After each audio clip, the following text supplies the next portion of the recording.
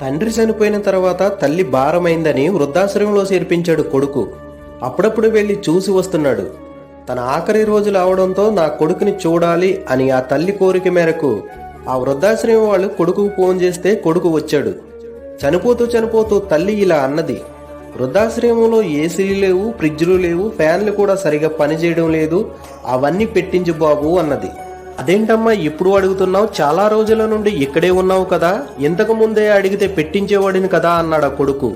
అవన్నీ లేకుండా నిన్ను బ్రతకగలను, అయినా అవన్నీ నా కోసం కాదు బాబు, అవి లేకుండా నువ్వు బ్రతకలేవు, నిన్ను ఆ విధంగానే పెంచాము మేము. రేపు నీ కొడుకు కూడా నిన్ను ఇక్కడికి పంపితే అవి నీకు ఉపయోగపడడానికి ముందే పెట్టించుకో బాబు అని చెప్పి ఆ తల్లి చనిపోయిందంట. కర్మ ఎవరిని వదిలిపెట్టదు అని మనం నమ్ముతాం, కానీ అది మనకు కూడా అలాగే వర్తిస్తుంది అని మాత్రం నమ్మడానికి ఏ ఒక్కడికి మనసు